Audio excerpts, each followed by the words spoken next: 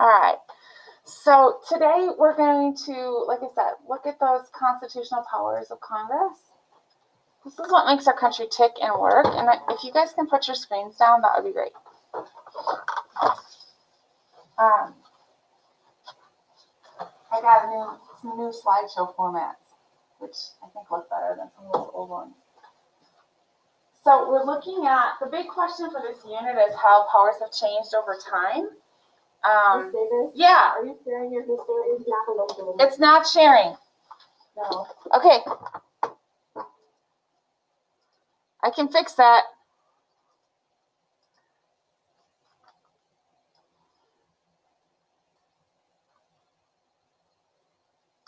Okay, it should be now. Is it working now? Yeah. Okay, good. Yeah. Okay, sorry about that. All right, so we're looking at the powers that are specifically listed in the Constitution today. So there's a lot of them. I'm going to point you to, like, when you're studying for this, when you take the quiz today, look at the slideshow, look at that PDF document, because I don't expect you to remember everything that we're going to talk about today. There'd be no way you could. There's a lot in there, but I'm going to briefly go over everything. We're going to look at legislative powers of Congress and non-legislative powers of Congress. So legislative powers, that just simply means they're lawmaking powers. So Congress has the power to make laws. Non-legislative are things that Congress does that doesn't include making laws. So we'll take a look at those. All right. This is just your weekly outline of what you need to do. So there is a Schoology quiz up for today. There was a Kahoot on Congress yesterday in class. So if you missed class, the link is there for Kahoot, and it's just a nice review of Chapter 5. So if you want to go ahead and take that, or if you want to take it over, it'll be a nice review when we get to the test. And then there was a little ed puzzle on Monday. Tomorrow, I'm still deciding if we're going to have, we probably will do something in class, but I don't think I'm going to have an assignment that you have to do after class tomorrow. Because that'll give you guys some time to work and catch up on other things that you might not have done in here. Okay, I'm going to read this, and then hopefully you can get a little bit of discussion.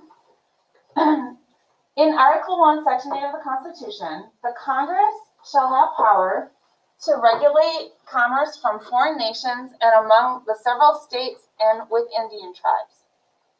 So, the question asked, this is in your book too, does this passage allow Congress to pass laws that result in regulations on the buying and selling of goods and services among the states? So, is this talking about buying and selling things? What's commerce? Anybody? Anybody? Okay, commerce is buying and selling things. So this is the commerce power. It's stated specifically in the Constitution. This gives Congress the power to deal with commerce among foreign nations, among our states, and with Native American tribes, because Native American tribes are considered their own nation within a nation. All right, same article. Congress shall have the power to lay and collect taxes, duties, imposts, and excises, to pay the debts and provide for common defense and general welfare of the United States. But all duties, imposts, and excises shall be uniform throughout the United States. So what do you think this is saying? What does this give Congress the power to do?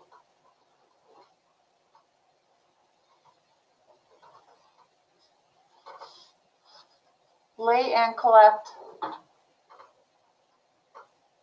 Anybody? Taxes. Thank you, Joe. So Congress is the one who decides how much we pay for taxes. Why do we have to pay taxes? What do taxes pay for? Everything. Everything our government does is paid for through taxes. So our government has the right to set those federal taxes. And taxes are on everything.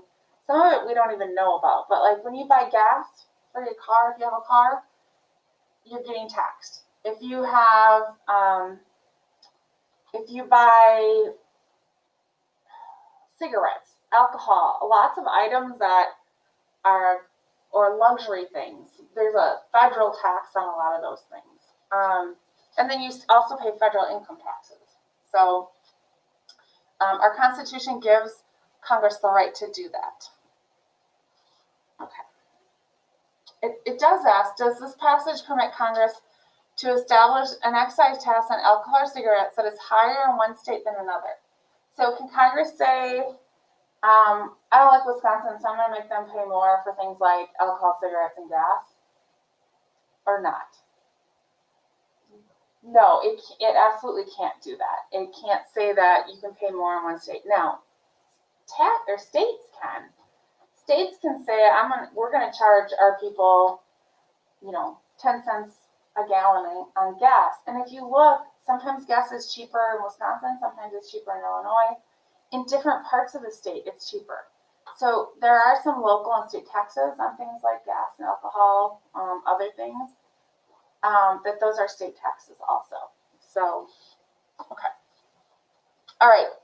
So I should have had express versus implied versus inherent. So there's 3 types of powers. You guys are going to need to know this. Expressed powers are also called enumerated powers. These are the powers that are written in the Constitution. So they're actually you can find a passage in the Constitution dealing with them.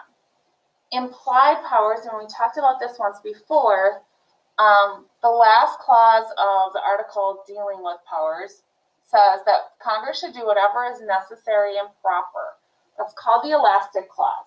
That gives Congress the ability to do whatever is necessary and proper to run our government.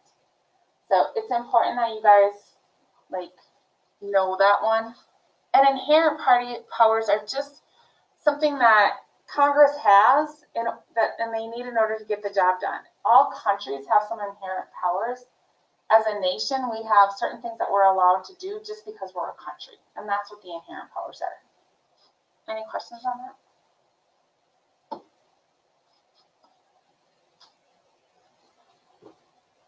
All right, I'm going to point this out to you guys. We're not going to go through all of them because there's a bunch. But if you do use your book, in the book, you have to go to that little scrolly thing on the top. But there's this graphic that I think is really a nice way. It actually goes through the different expressed and implied powers of Congress. We're going to go through them briefly, but I just wanted you to see that they're there if you want to take a look at them. Because I don't know, I think it's good to familiarize yourself with the different powers. So like I said, there's a really nice graphic in your book. You can use that one if you want. And they're right here in the top where it says lesson resources.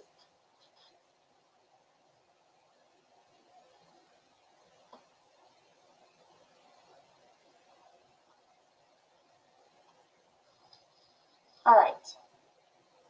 So I don't always show Crash Course, but I'm gonna have you guys watch Crash Course today. I think it's a good one. I think it's gonna really give you a good brief overview of the different things that Congress does. It has a few things that we've talked about already, and it has a few things that we're going to be talking about. But I think overall, it's a good example of what you need to know from this unit. So sit back, relax. Distance has been on all of our minds lately. That we've been too close to something. Way too far from others. It's made it clear. Alright. Hi, I'm Craig, and this is Crash Course Government. Speaking of acting like a little kid, today we're going to talk about the U.S. Congress, which, according to the Constitution, is the most important branch of government. That was probably written by Congress. It wasn't. They didn't make it yet. So when I say that Congress is supposed to be the most important branch of government, I'm talking about the national government, not the state government. They're no different. Okay? I know this because the Constitution, which consists of 7 articles and 28 amendments, mentions Congress first. In fact, right after the preamble, the very first section of the very first article, which is helpfully labeled Article 1, Section 1, says this: all legislative powers herein granted shall be vested in a Congress of the United States, which shall consist of a Senate and a House of Representatives. So right away, the Constitution sets up a two-house legislature with a Senate and a House of Representatives. The Latin word for this is bicameral, and I promise I'll switch to the Latin now. I didn't really say much Latin, but just once, but I'll try, I won't say anymore.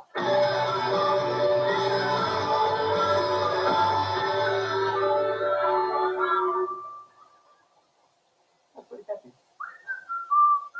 So let's start with the House of Representatives because it's a little easier. In order to serve in the House, you have to be 25 years old, a citizen for 7 years, and a resident of the state that you hope to represent. I don't think vote for me.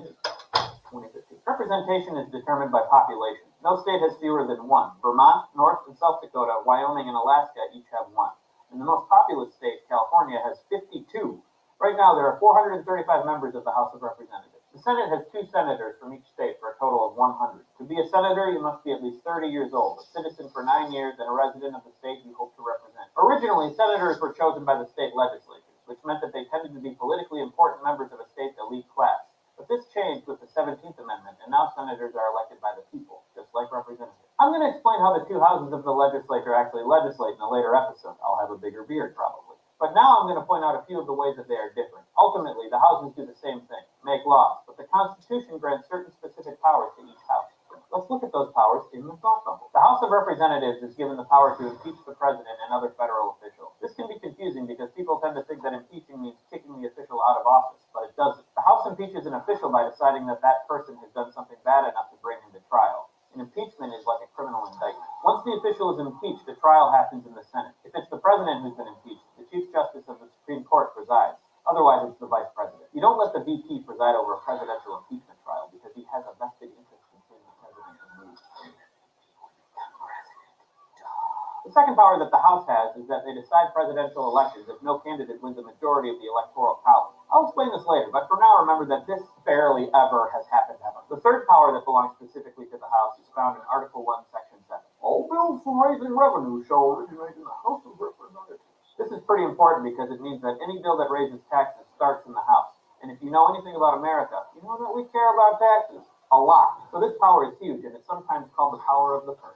The Senate has some important powers too. The first one I've already mentioned is that they hold impeachment trials. That doesn't happen very often at all. Another power the Senate has is to ratify treaties. This requires a 2/3 vote of the Senate. Most treaties you don't hear much about, except when the Senate refuses to ratify them, as it did or didn't do with the Treaty of Versailles. I totally would have ratified that treaty.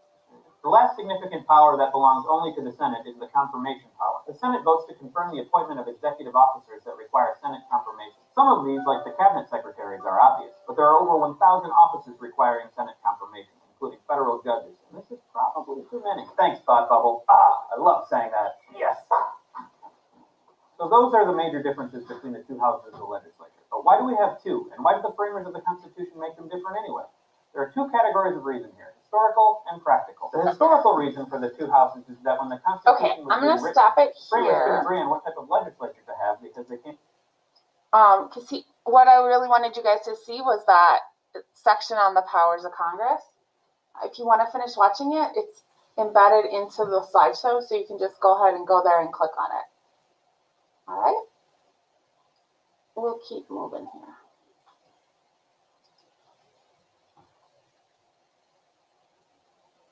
All right, so there is a lot on this slide. I know that. Like I said, you don't have to memorize it. These are just some of the biggest legislative powers of Congress, meaning that these are powers that of laws that Congress can make. So they can make laws about taxing, they can make laws about commerce, and they can make laws about foreign policy, or they can do things dealing with foreign policy. So it's not just laws, I guess it's powers too. This is in your book. These are just some definitions. Revenue bills are tax bills.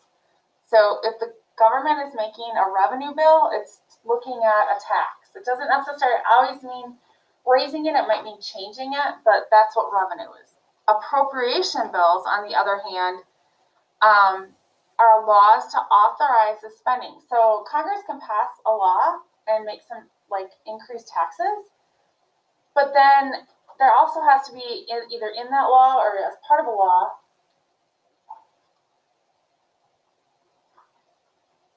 that allows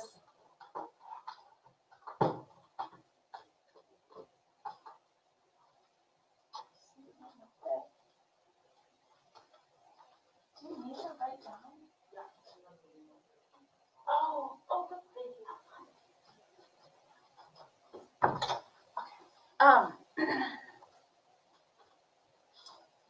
Okay, so appropriation bills give government the ability to spend the money that they propose raising. And then authorization bills say how much can be spent on what programs. So government can also borrow money through government bonds. Shane? Thank you. Unless you're following along with the schedule. Okay, commerce, like I said, that has to do with buying and selling things. So government has, or Congress has the ability to regulate who we can buy and sell with and how much we're going to charge. They also regulate trade between the states. So that Wisconsin can't like impose a whole bunch of things on Illinois and vice versa. And commerce also includes broadcasting. So when you guys are watching TV or listening to the radio, which kids don't do as much anymore, but even when you're watching movies, listening to music, government has the right to regulate that. They can put warnings on things that are not appropriate for kids. Those standards are kind of set by the federal government through that Congress, the commerce power. They deal with banking and financial institutions. They deal with air and water pollution. And then just a quick, the hotel industry is up there, just a little background on that. So when you're looking at interstate trade, one of the things people started doing after World War II especially is they started traveling. Well, there were people of color that would travel. And they were being denied the ability to stay in hotels in some places. So in the 1960s, the government stepped in and said, hotels can't deny a person the right to stay in their establishment because of the color of their skin. So that's another way that Congress regulates that interstate commerce, is by things like that. And then Congress has the power to declare war. Only the Congress has the power to declare war, approve treaties, and create and maintain an army. So I do want to show you another little graphic. So even though Constitution gives Congress the power to declare war, does the president ever send troops? You guys are too young to remember 9/11, but did the president send troops after 9/11 to Iraq? Do you guys know? He did. What about Vietnam? You guys have all heard of Vietnam, right? Did we declare war right away? No. The president sent troops. So there was a thing called the War Powers Act. I don't know if that's actually in here. Well, this is Korea first. So in 1950, Communist Korea invaded South Korea. Basically, the United States provided soldiers, but it was never a war. Korean War was never actually a war. Congress never declared war. It was a conflict.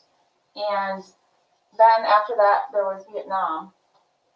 Well, it skips Vietnam and goes right to the nation of Grenada in the Caribbean.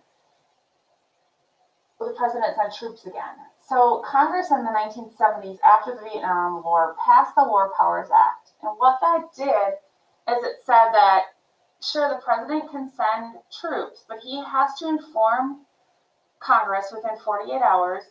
You don't have to remember that little detail. And if Congress doesn't agree, they can pull the troops out. So this gives 535 people the power to say to the president, you're wrong. Our troops shouldn't be there and we're pulling them back home. Which is really important because otherwise, if you get a power-hungry president that wants to take over other countries, I mean, we wouldn't have any way to stop them.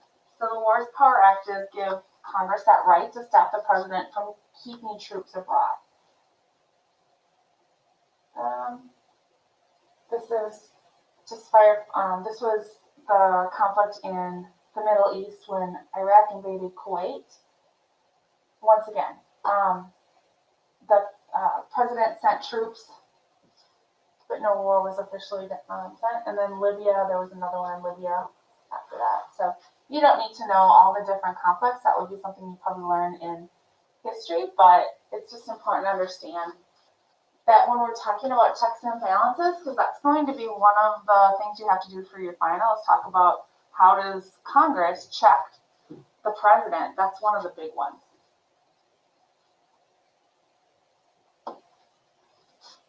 Okay. Another power that they have is providing for the nation's growth.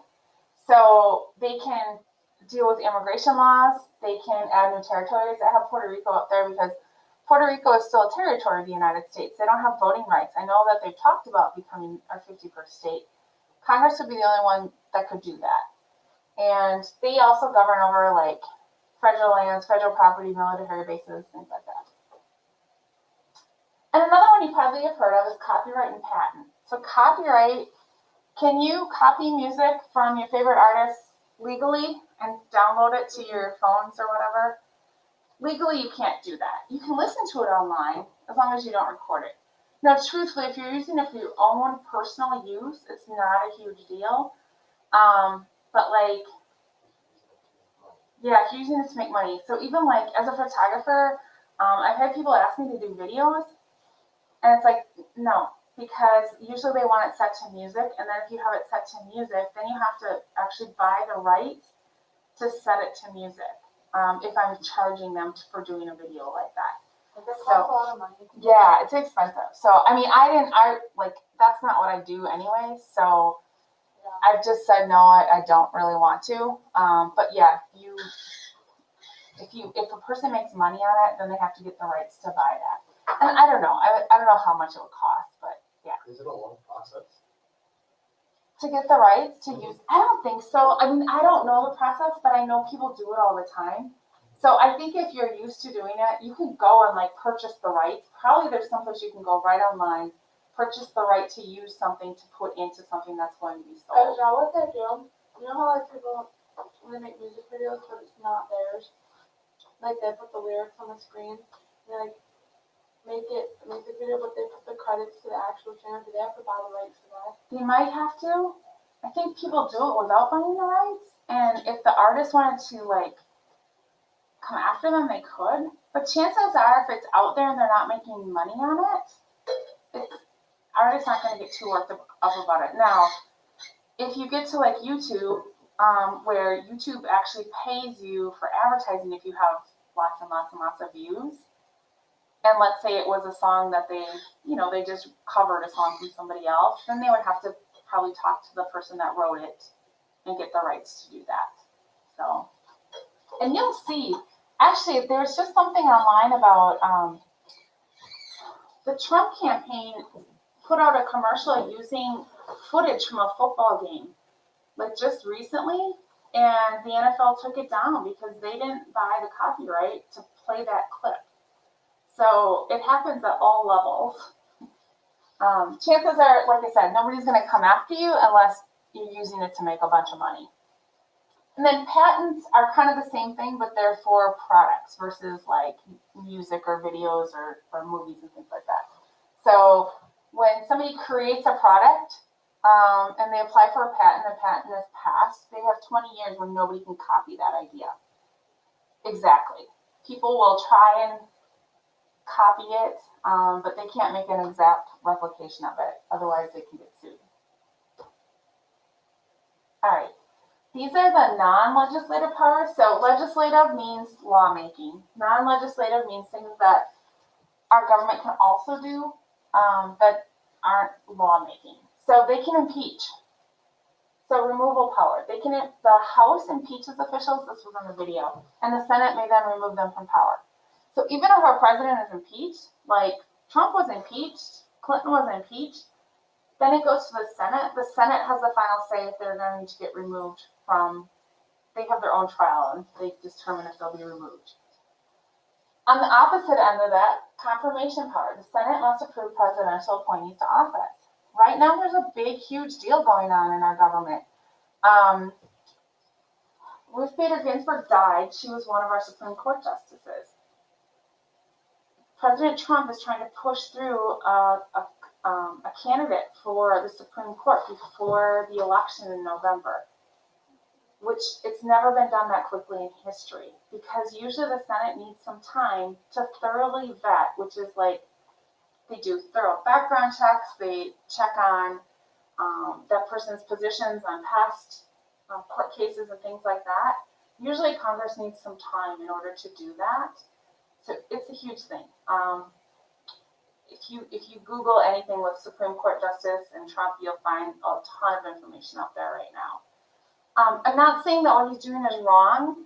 I think if I was president, I would want my candidate to be the one that made it into the Supreme Court. I just hope that there's enough time for the Senate to do something that's the right thing and not just push through a candidate because they tend to have the same views as the president. Because the Supreme Court is supposed to be completely impartial, meaning they're not supposed to be Democrat or Republican. They're supposed to look at the law and study just the law and not look at parties.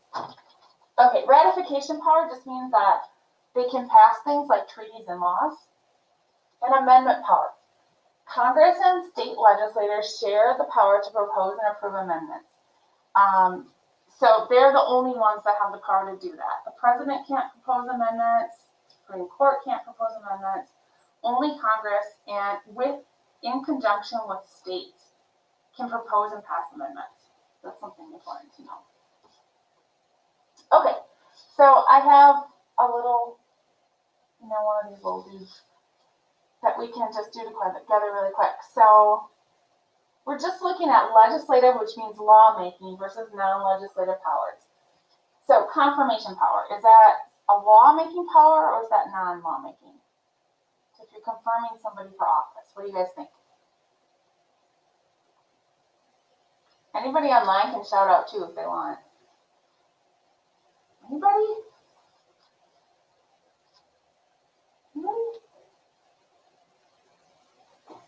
Okay, so I'll tell you then. It's non-legislative. Commerce. Is that legislative? Can Congress make laws dealing with interstate commerce, foreign commerce? Yes or no? Yes. Okay. The amendment power. I just went over. What was that slide? Was it legislative or non-legislative? Non-legislative. Thank you. Taxing and spending. Can you make tax laws? Yep. Legislative. Yep, definitely. Foreign policy power. So the power to make foreign policies. That's like treaties. Is that a law making power or is that non-legislative? What's that? The non-legislative. Okay. Ratification. That's the power to approve things. Non-legislative. I've got a legislative and a non-legislative. What'd you guys say? Legislative. And Amy, I think that was you, said non-legislative, or was that Leslie? It was me. It was Amy. Well, I'll just put legislative and we'll look in a bit. Copyright and patent. Legislative. Okay. And then removing somebody from office. Non-legislative. Good. Okay, so you guys got the first four right. The foreign policy power is legislative, and we share that. They share it with the president. Ratification is tricky because it sounds like you're approving laws, right? But ratification is just the approval process, not actually making the law. So that's why it's non-legislative. And then the last two got right. So nice job on that. Yeah, you guys did great.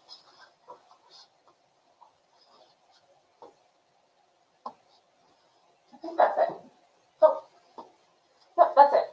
So, do you guys have any questions? All right. Like I said, there's a lot in this unit, and I apologize for that, but if you have any questions, you can certainly let me know. Oh, now it's just running it through automatically. That's okay. So I'm going to just quickly turn off my video